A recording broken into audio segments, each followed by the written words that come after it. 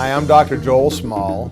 I'm an endodontist in practice in Plano, Texas, and have for over 35 years. And I'm the author of the newly released book, Face to Face, a leadership guide for healthcare professionals and entrepreneurs. And today I'd like to share with you some thoughts on branding. Branding is perhaps one of the most misunderstood business principles. A brand is more than a colorful, well-designed logo, and as we will see, it is even more than the product the logo represents. The classic definition of a brand, as presented by DeShernot-Toney in the book From Brand Vision to Brand Evaluation, is that a brand is an identifiable product, service, person, or place augmented in such a way that the buyer or user perceives relevant, unique, added values which match their needs most closely. This is all true, but even more fundamental is the brand's implied promise that the product or service will be consistently delivered in this manner. So essentially, a brand is a promise.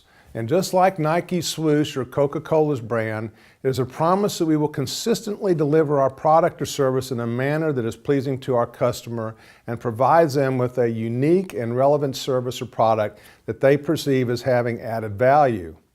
In the service industry, unlike the manufacturing industry, the service becomes more important than the product. In other words, even though the product that we provide as a dentist is important, the manner in which we deliver it becomes more important than the product itself. Having said this, if the implied promise does not match our patient's experience, then we have wasted our marketing dollars, decreased patient satisfaction, and increased the stress on our staff, which will result in increased staff turnover. Which brings us to an often asked question. Why do dental marketing and branding efforts often fail to produce the desired result?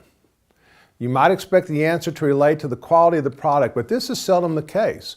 More often than not, dental marketing campaigns fail because the dental office fails to keep their promise with regard to the service provided while delivering the product. More specifically, we often make the promise before we have developed the infrastructure to consistently deliver on the promise. By the infrastructure, I'm referring to a well-trained, competent staff and an organizational culture that promotes a shared commitment to quality service. It's important to note that we make both stated and implied promises. Here's an example of a dental advertisement I found on the internet.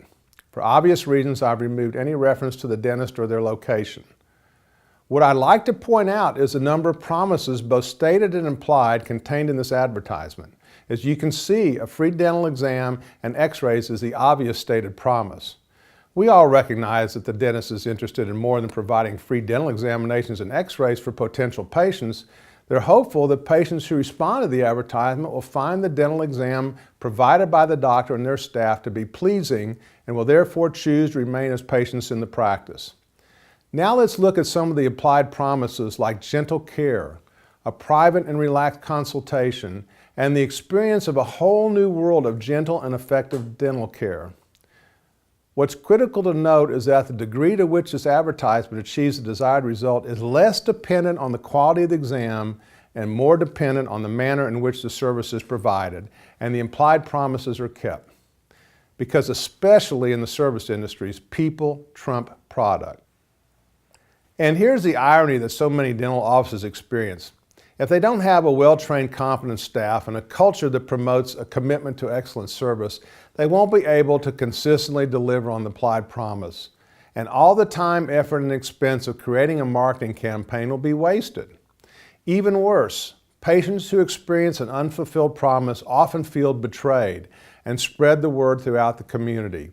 And finally, the ultimate irony is that if they had this essential infrastructure in place, they would likely be receiving significant word-of-mouth referrals and wouldn't need the advertisement in the first place.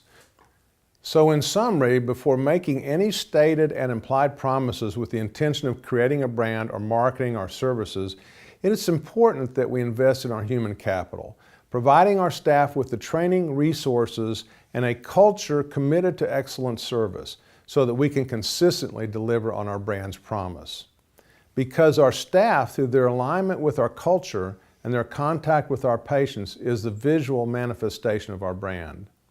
And most importantly, happy brand loyal patients refer their friends and family in significant numbers. A critical mass of brand loyal patients eventually creates a tipping point where our growth is exponential rather than linear.